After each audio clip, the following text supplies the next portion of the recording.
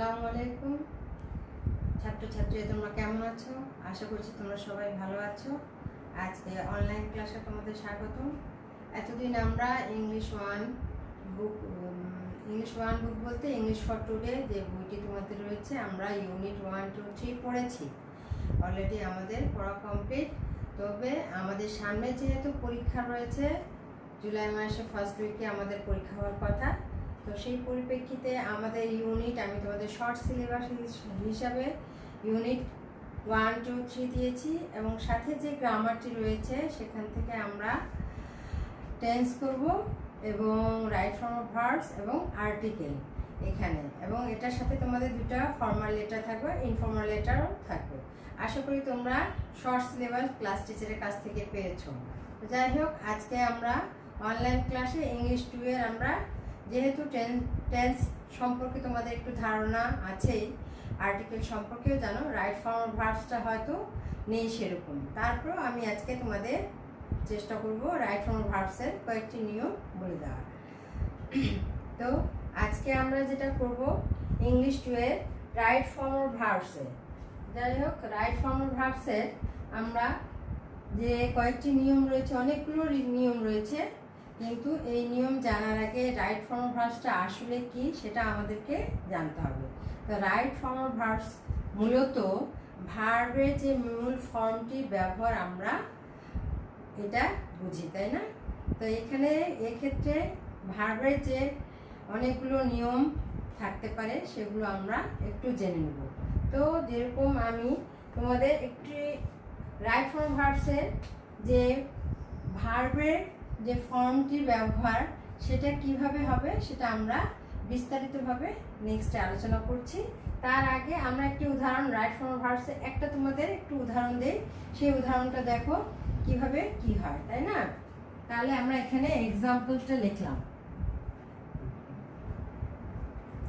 Example লিখলাম, হি লিখলাম, আমরা যদি ব্র্যাকেটে হি, যেহেতু ভার্ব হিটা আমরা জানতে পারছি, এটা তোমরাও জানো, হি কাম, এখানে হোম দেখি ইয়েস্টারডে, এই ওয়ার্ডটি আমরা একটা সেন্টেন্স লিখলাম। এটা কিভাবে আমরা বুঝবো? যদি অ্যান্সার আমরা এভাবে লিখি, হি, যেহেতু হিটা আমরা এখানে জানতে পাচ্ছি যে হিটা হচ্ছে কি থার্ড পারসন, তাই না? থার্ড পারসন যেহেতু, এটা আমাদের কামটা কি ভার্ব, তাহলে রাইট ফর্ম অফ ভার্বসের যে মেইন ফর্মটা হচ্ছে আমাদের এই যে এই ভার্বের উপরে আমাদের ডিপেন্ড করতেছে। তাহলে আমরা এভাবে যদি লিখি তাহলে কি, অনেকে হয়তো তোমরা এভাবে লিখতে পারো, হি যেহেতু থার্ড পারসন, হি কামের সাথে এস বা ইএস যোগ করলে আমাদের কি হয়, যেহেতু এটা থার্ড পারসন এই কারণে আমরা ভার্বের সাথে এস বা ইএস যোগ করতে পারি, আর বাকিটুকু হোম ইয়েস্টারডে এটা আমরা লিখতে পারি, তাই না? যদি আমরা হি কামস হোম ইয়েস্টারডে কথাটা লিখি তাহলে আমাদের ওয়ার্ডটি কি, এই সেন্টেন্সটি আমাদের কি হবে, ভুল হবে। কারণ কেন ভুল হবে আমি সেটা বলছি। যেহেতু এখানে থার্ড পারসন আছে, এখানে কাম আছে, এস বা ইএস যোগ হবে, কিন্তু আমরা পুরো বাক্যটিকে একবার পড়ে দেখব, পড়ে দেখে এখানে আমরা কি বুঝতেছি, হি কামস হোম ইয়েস্টারডে, যেহেতু এখানে ইয়েস্টারডের কথা লেখা আছে, তাহলে আমরা এই ইয়েস্টারডের কারণে এখানে আমরা কি ভার্বের সাথে এস বা ইএস যোগ করব না। তখন আমরা যেহেতু এখানে থার্ড পারসন এবং সময়ের কথা নির্দিষ্ট সময় না, কিন্তু এখানে বলা হয়েছে একটা দিনের কথা, তাহলে ইয়েস্টারডের কথা বলা হচ্ছে, তাহলে আমরা এখানে এটাকে অ্যান্সার কি লিখবো,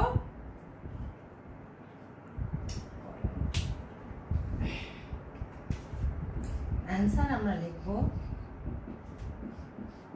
এটা আমাদের হি কেম, তখন কাম থেকে কেম হোম ইয়েস্টারডে, আমরা কথা লিখব স্টারডে। এখানে আমরা রাইট ফর্ম অফ ভার্বস করার সময় অবশ্যই আমরা খেয়াল রাখবো আসলে আমাদের এই সেন্টেন্সটি কি বলছে এবং কি কি বলছে। তাহলে আমরা রাইট ফর্ম অফ ভার্বস করার ক্ষেত্রে অবশ্যই আমাদেরকে নলেজে রাখতে হবে। কি কি নলেজে রাখতে হবে বলো তো?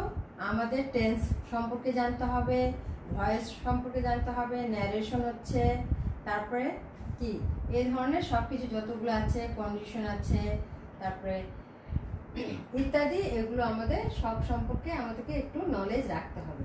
তাহলে এখন আমরা রাইট ফর্ম অফ ভার্বস করার আগে কিছু আমরা নিয়ম আমাদেরকে কি জানতে হবে। তো সেই নিয়মগুলো আমরা এখন একটু লক্ষ্য করি।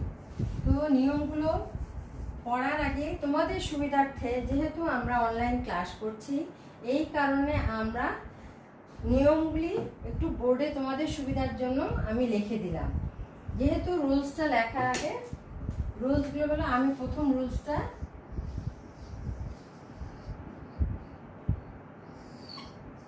প্রথম যে রুলসটি রয়েছে সেটা আমরা একটু লক্ষ্য করি, ঠিক আছে?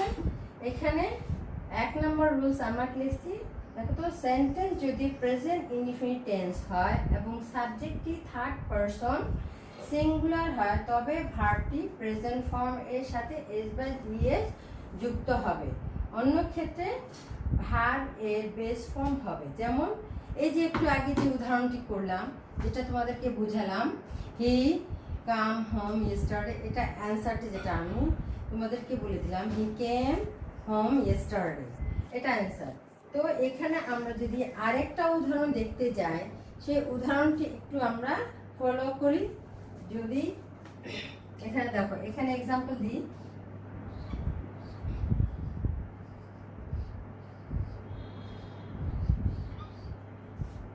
হি অলওয়েজ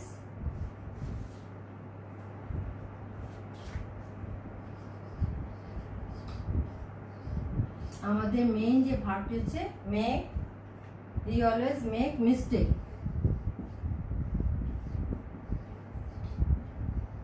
মিস্টেকস, সে সবসময় কি করে? ভুল। সে সবসময় মেক মিস্টেক, সে সবসময় ভুল করে, তাই না? এই ওয়ার্ডটিকে যদি আমরা সঠিক অ্যান্সার লিখতে যাই তবে কি লিখবো আমরা? হি, যেহেতু এখানে থার্ড পারসন দেখতে পাচ্ছি, এখানে অলওয়েজ কথাটা আছে। যাই হোক, এটার জন্য আরেকটি নিয়ম আমরা দেখব। তার আগে এটার অ্যান্সারটা আমরা লিখি। এই অ্যান্সারটা কি হবে?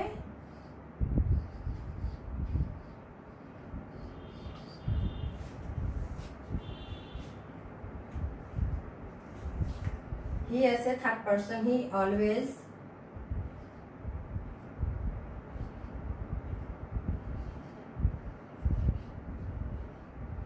makes mistake.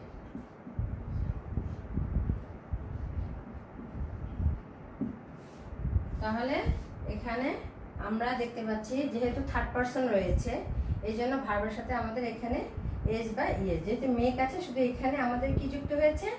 এস যুক্ত হয়েছে, তাই না শিক্ষার্থীরা? এখন দেখো 2 নাম্বার আমাদের উদাহরণ। রুলসে কি বলছে? 2 নাম্বার আমাদের রুলস কি বলছে দেখো তো, কোনো সময়ের উল্লেখ থাকে না। যেহেতু আমরা প্রথমটা করেছিলাম, সেটা আমরা লিখে রাখলে বোধহয় বেশি ভালো হয়। প্রথম একটা এক্সাম্পল আমরা করেছিলাম, কি করেছিলাম? হি কাম হোম ইয়েস্টারডে, এটা আমরা করেছিলাম, তাই না?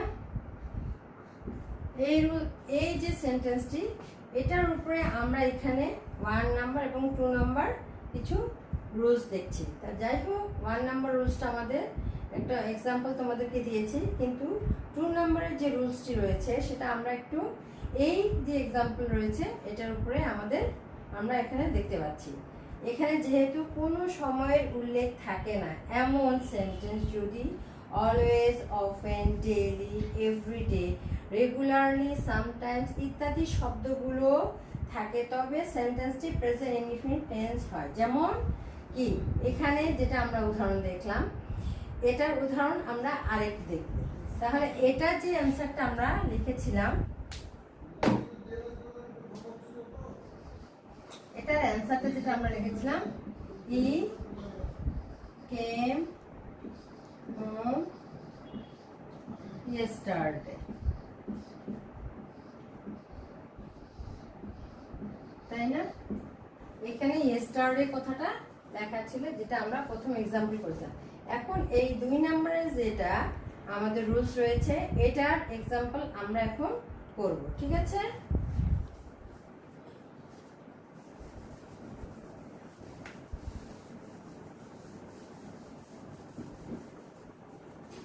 রাইট ফর্ম ভার্বসের আমাদের 2 নাম্বার রুলসের আমরা কি উদাহরণ করব, তাই না?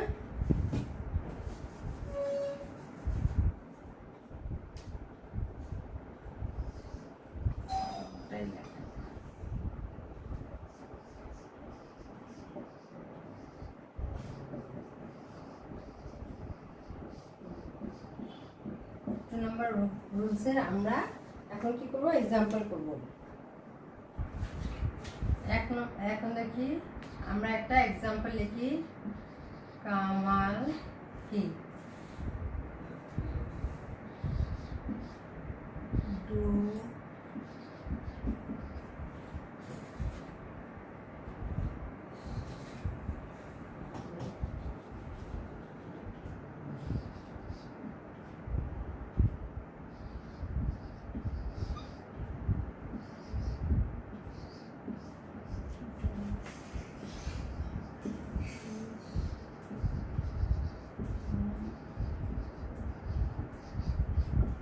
আমরা এখানে একটা এক্সাম্পল 2 নাম্বার যে রুলসটা আমাদের, এটার উপর বেসিস করে আমরা এখানে একটা এক্সাম্পল দিলাম। Kamal always do is homework. তাহলে এখানে আমরা কি দেখতে পাচ্ছি বলো তো? এখানে এটাকে আমরা কিভাবে করব? আমরা এভাবে করব, কামাল অলওয়েজ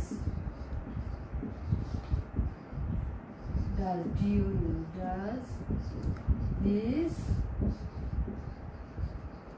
homework। দেখো তো এক্সাম্পলটি হয়েছে কিনা। কেন এখানে ডু রয়েছে, এখানে কি আছে, কামাল রয়েছে, অলওয়েজ। এখানে যে অলওয়েজ আমি যে এখানে রুলসের মধ্যে দিয়েছি, দেখো এখানে কি আছে, অলওয়েজ রয়েছে, অফেন রয়েছে, ডেইলি, এভরিডে।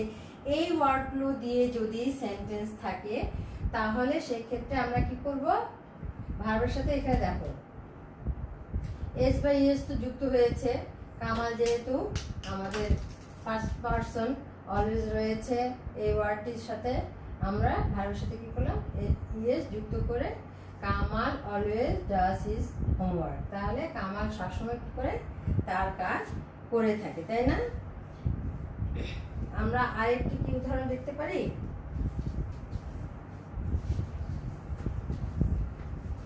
এখানে আমরা আরেকটি উদাহরণ দেখি।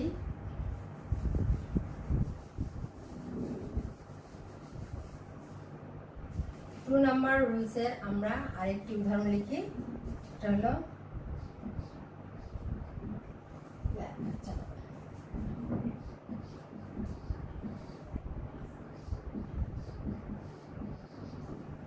দেখো তো, হি অফেন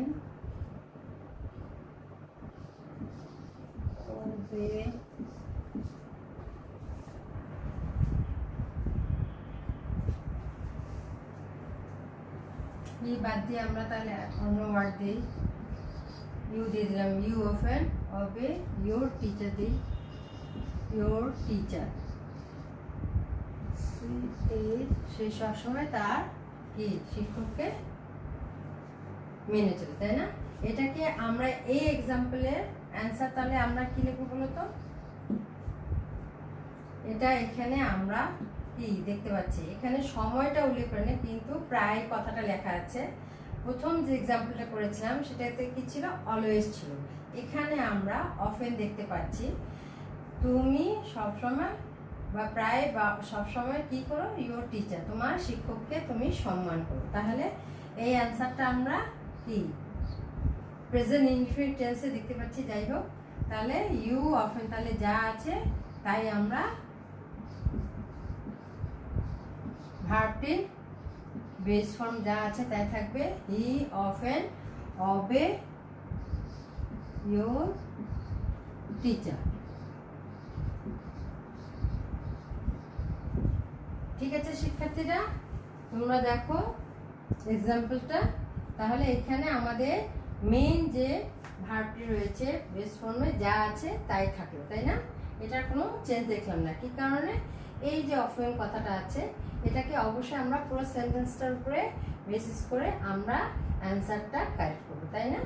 তাহলে এই অফেনের কারণে আমাদের যে মেইন ফর্ম ভার্বটি রয়েছে যা আছে তাই থাকলো, তাই না? এরপরে আমরা এখন 3 নাম্বার রুলস করব, ঠিক আছে?